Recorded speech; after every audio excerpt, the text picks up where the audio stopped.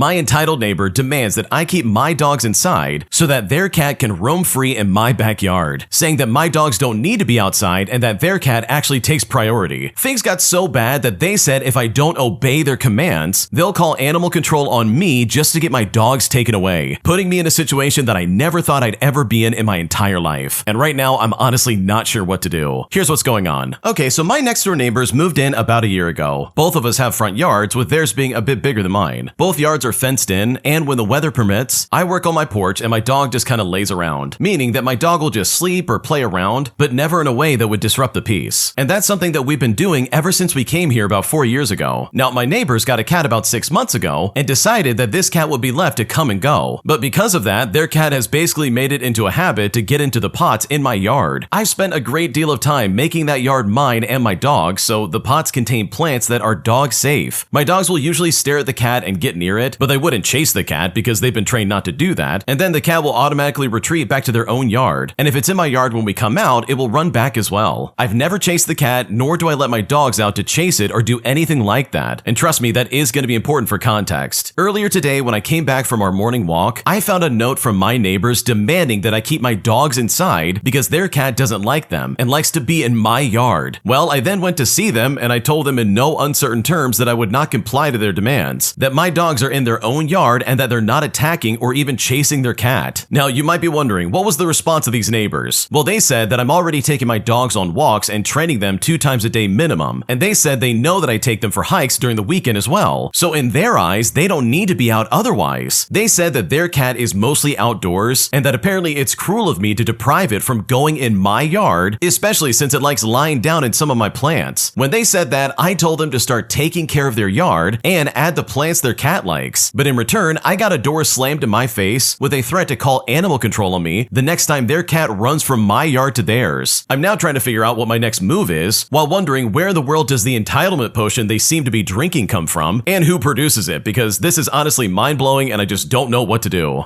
Before we go any further, I want to give an update because the original poster has a lot of things they wanted to say. Here's what's happening so far from the original poster. First of all, thank you everybody for your comments and your support. After getting through all the comments, I've decided to go with quite a few of your suggestions. For starters, I've changed the angle of one of my cameras, but also I have ordered an additional one that will be positioned to track all of the front yard. Secondly, I'll be upping my lavender, rosemary, and geranium game as well, and I'll keep on researching other plants. Also, as many people have suggested by the way, I'll sprinkle and throw catmint seed on their lawn when they're not looking and get my other neighbor to do it as well. The third thing I'm doing is that today I'm definitely getting oranges and I'm using peels as repellent. I'm definitely grabbing pine cones too on our next hike to add to the arsenal. And the fourth update is that I've rechecked the local bylaws, and there may not be any leash laws for cats, but it's actually stated that cats are to be contained on their owner's property. So I'll just give a call to animal control to start a documentation trail and ask them if they could issue a warning to the neighbors along with a kind reminder of the law. I also want to address a question and a comment that has been made a few times. People have asked, okay, well, how come your dogs don't go after the cats, but one of them will hunt birds and you're having trouble stopping that? And for a bit of reference here, that's basically like a conversation that I had in the comment section amongst like the users and the original poster. And the original poster is just kind of answering that here. They go on to say, well, my dogs have been around my friends' cats ever since they were puppies, and they were rightfully taught that cats are not prey or toys. It's okay to be around the cats and cuddle or play, but not with the mouth. It's not easy to teach, but it is feasible. Now, as for the second part, anyone who has had huskies or Alaskans or a stubborn dog in general knows that some battles are longer to win, especially when prey drive is involved. In any case, me and the dogs are going to enjoy our yard together, knowing that I've covered all the bases, especially regarding Mr. Fluffy's home invasions, because my entitled neighbors are definitely not going to stop me. Wow, dude, like imagine having the audacity to sit there and be like, you need to get your dogs out of your own yard. My cat likes staying in your yard. You need to let him do that. It's like, dude, no, that's not happening. Why should I have to change my entire life around all because you don't know how to watch your stupid animals? Like, come on now. That's so stupid. That really is ignorant if you ask me. It's also concerning that they try to be like, oh, we're going to call animal control if you don't obey us. And it's like, dude, that goes both ways, man. Like, what are you talking about? Like, I'm sure the original poster didn't even have that idea of like, oh yeah, I'm going to call animal control on this person. person. If anything, they probably just wanted this resolved and over with. Like, I know I would, but if these people want to up the ante and be like, oh yeah, we're gonna do that, it's like, okay, I guess I have to look into it now. But good for the original poster. I think it's really smart they're putting cameras up and they're covering all their bases just in case anything happens, because this sounds super annoying and I would really hate having to deal with that. If you like Am I the Jerk, you're probably going to love Am I the Genius. Check it out, link down below in the description. Also, go to amithejerk.com/submit if you would like to submit your own stories.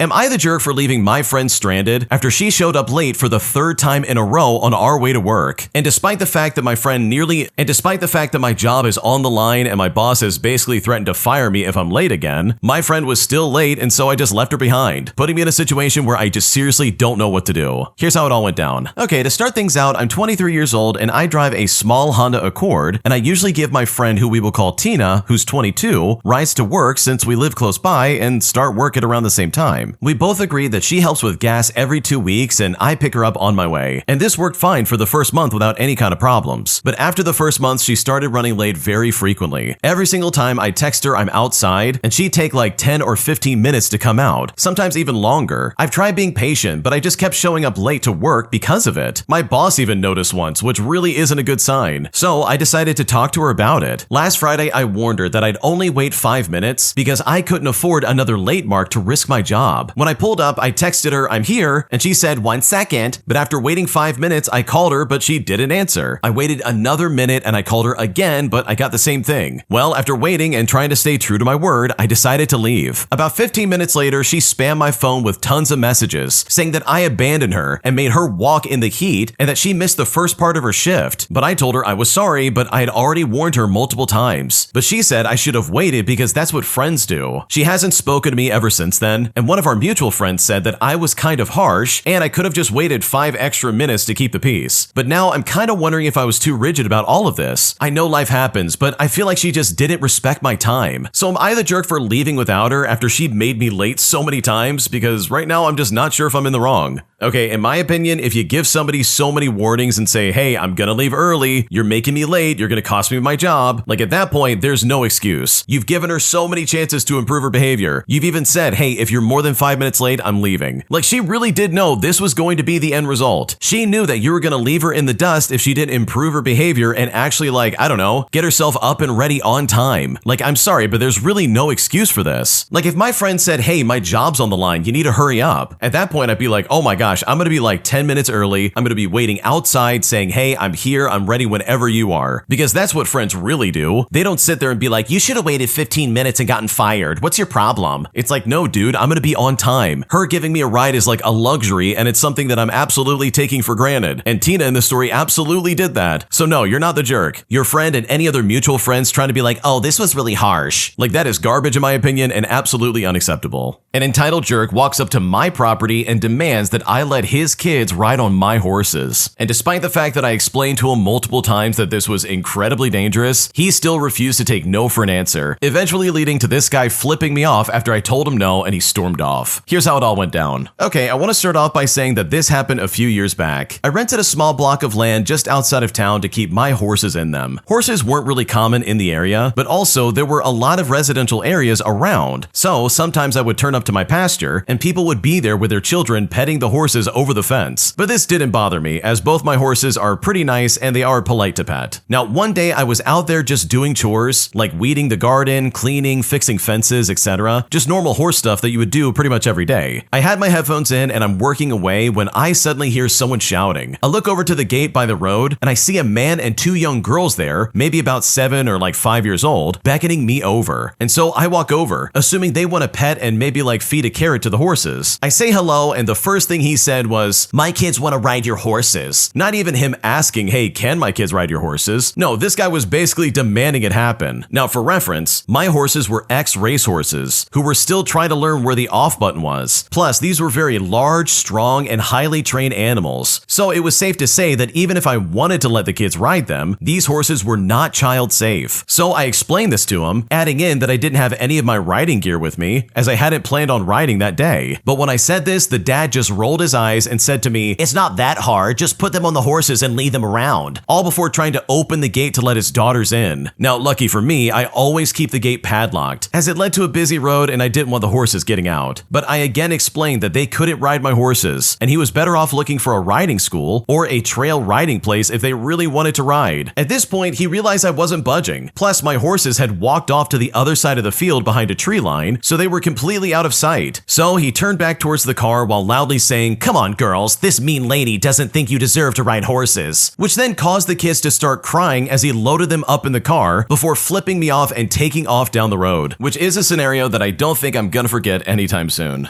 Yeah, that's some serious entitlement you got there, dude. Like, what's going on right now? He literally walked up and said, "My kids are riding your horses and you can't stop me." Like, dude, you clearly don't care about your kids because horses are very dangerous animals, especially a stubborn horse that is like a previous racehorse. Like, I can't imagine what that would be like. So yeah, this guy was out of his mind for being like, "Hey, you know that dangerous horse? Put my kid on top of it. They want to take a ride." Like, that is super irresponsible, and I'm so glad that you shut that down because that guy was being super weird. Am I overreacting by refusing to let my sister move in with me after she accidentally sold my stuff during her garage sale? Because right now I'm still pissed off despite the fact that a lot of people are saying I'm overreacting. And at this point, I just don't know if I'm in the wrong. Here's what's going on. Okay, so my sister and I grew up close, but our relationship has always been rocky when it comes to boundaries. I let her stay in my house for 2 months while she got back on her feet after a breakup, and while she didn't pay rent, she did actually help with groceries, so I didn't mind. Last weekend, I came home from work and there's a full-blown garage sale happening in my driveway. Tables are everywhere, there's people browsing, and when I walk up, I see my vintage record collection, my hiking gear, my late father's leather jacket, all with little price tags all over them. And when I saw this, I completely lost it. She tried to calm me down by saying, "It's just stuff you never use. I thought I would declutter for you." And she even said that she'd split the money with me later. But I told everyone to leave and shut the sale down immediately. She then got defensive and said that I was making a scene. And when I told her to pack her things and go, she burst into tears, saying that she had nowhere else to go and that I was overreacting to a misunderstanding. My mom is siding with her, saying that family helps family, but I feel completely betrayed. Those records were worth thousands, and my dad's jacket was priceless. I mean, it had sentimental value. But even then, she still doesn't understand why I'm furious. So am I overreacting by not letting her move back in and going no contact for now? Because right now, I really just don't know what to do.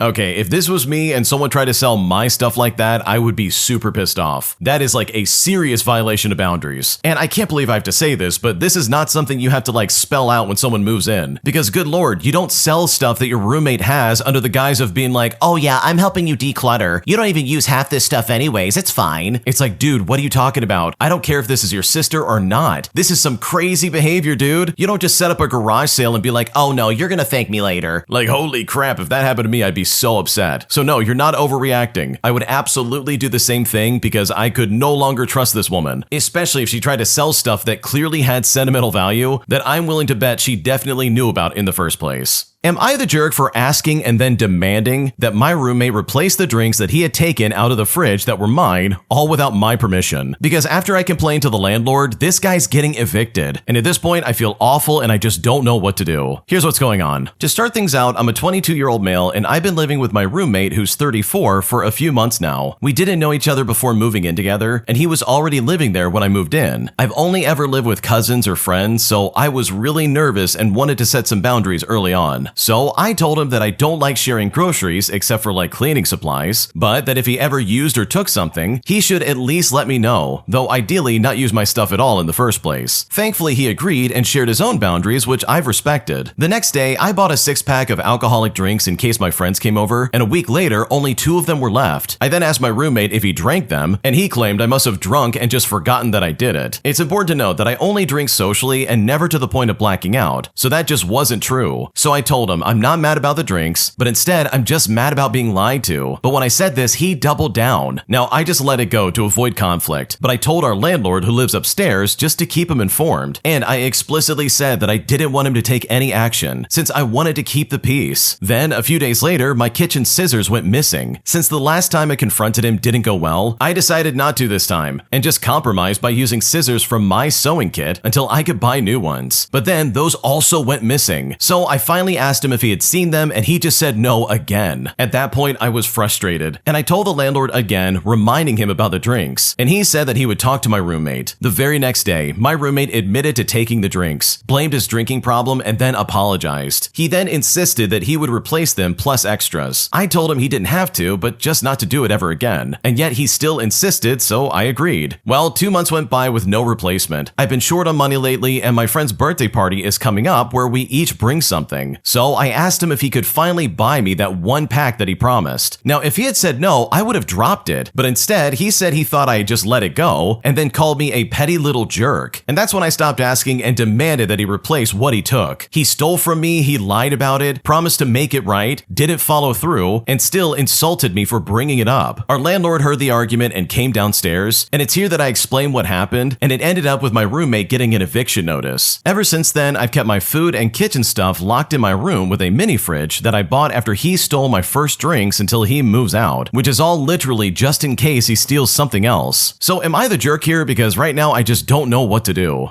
Okay, honestly, if this guy's getting evicted after something like this, then I guarantee you there was a lot of things before that he just wasn't doing. Like, I'm sure he was probably a menace to pretty much everybody who's lived there before you, and I bet this was probably like the last straw for your landlord. So no, you're not the jerk here, this guy stole from you. He never replaced the items that he took, and then he tried to act like you're the problem, when in reality, clearly based on the way the landlord reacted, this guy was absolutely at fault pretty much the entire time. My entitled neighbor barks at some construction workers, complaining that they're parking their stuff in front of his house. And despite the fact that it's a public parking space, I decided to get some petty revenge by convincing them that they should probably keep it there for like a night longer, especially after my rude neighbor got really pissy with them for literally no reason. Here's what happened. Okay, I want to start off by saying that I simply can't stand my neighbor, as he is literally a terrible person. My neighbor on the opposite side, who I am actually friends with, is getting some excavation work done in his yard. The crew dropped their equipment off Sunday night on our street. Well, in front of the mean neighbor, they parked the truck and trailer carrying the backhoe, and they were probably a good 15 feet back from his driveway, a minor and temporary inconvenience for most people not possessed by the spirit of Satan, but I just knew that he was gonna get pissed off about it. He hates anything parked in front of his house, even though it's a public street. The excavation was a 2-day job, so they were noticeably finishing up this afternoon, which is right when the mean neighbor put out his trash cans. He put them so close to the front of the worker's truck that they will have to reverse the trailer in order to pull away from the curb and not hit the cans. He then got in his car and backed out of his driveway. Well, he saw the workers and simply couldn't resist the temptation to roll down his window and start barking at them about, "Okay, when are you going to move that big ugly thing from in front of my house?" A worker very patiently responded, "Well, we're finishing up right now, sir." But eventually, the mean neighbor finally drove off. I quickly walked outside and went to the worker, and I said to him, "You know, as close as those trash cans are to your truck, I don't think the trash truck will be able to reach them, and they'll probably skip his collection. It would be just terrible if you guys let the trailer sit there one more night." The guy then cracked a smile as I bid him goodnight. Well, it's late evening here and the trailer is still sitting out there. My neighbor's fuming, and honestly, this guy absolutely deserves it.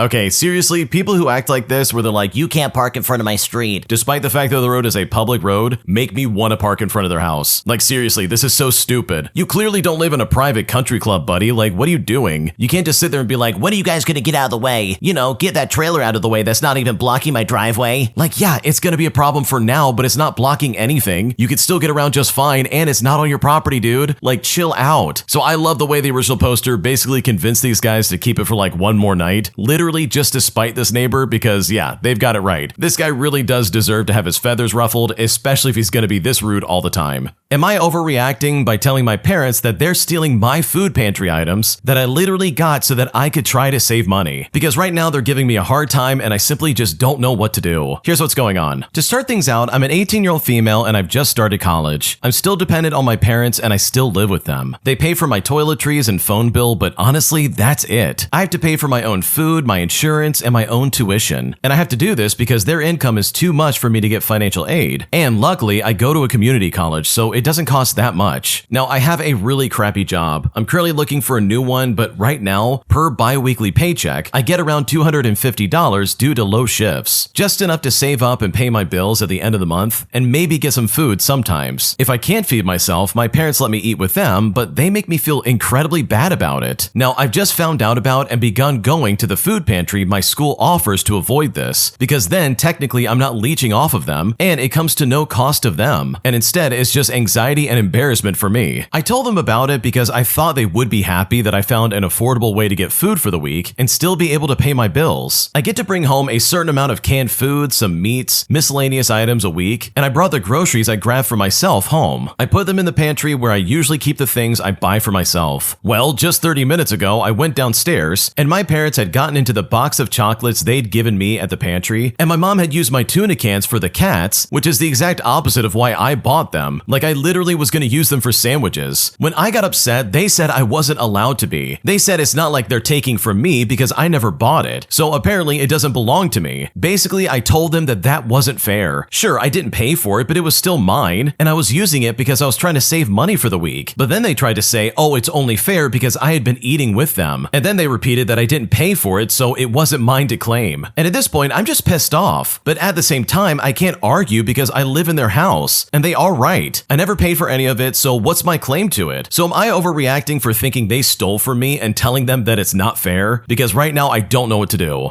Okay, no, you're not overreacting because I think your parents are completely wrong. Like, first off, they are not right here, and you do not have to agree with them. That food is absolutely yours. You got that food for yourself because guess what? You have no money, and your parents are too cruel and unusual to let you eat with them. Like, what's going on right now? That's so dumb. Especially when they're trying to act like, oh, well, you didn't buy any of this food, so it's not technically yours. But I would fire right back at them and be like, okay, well, it's not yours either, so I'm just gonna take all of it to my room. Like, that's what I would do. I would start protecting that at all costs and be like, no, I'm gonna keep this in my place. I'm gonna put it under lock and key and you can't have any of it. Especially if they're just gonna take it and try to act like, oh, well, it's nobody, so I guess we can have it. It's like, oh, okay, I didn't bring it into the house for me specifically or anything like that. Like, what's wrong with these people? They are so selfish. So no, you're not overreacting. These people are absolute idiots in my opinion, and you do not deserve to get treated like this because holy crap, your parents sound incredibly toxic and very entitled. An entitled Karen steals our rental car after a valet driver gives it to her by accident. And even after she was contacted and told that she needs to give back our vehicle, she still decided to take a joyride for almost 2 hours. Things escalated to the point where we even had to call the police just to get our car back. And I've honestly never been more frustrated in my life. Here's what happened. So I was staying at a hotel with mandatory valet parking. After checking out, my wife and I went to pick up the car and saw the exact same make, model, and color vehicle that we had rented pulling away. We joked that it was our car, but we didn't think anything of it because there's no way that could be our car, right? The valet attendant goes to retrieve our vehicle and pulls up with a vehicle with the same make and color, but with a different model. And that's when some red flags kind of popped off in our head. We immediately let him know and he checks the ticket, as well as the keys and the cars in the lot. And it was about at this point that we all realized that the valet had gotten our car swapped around.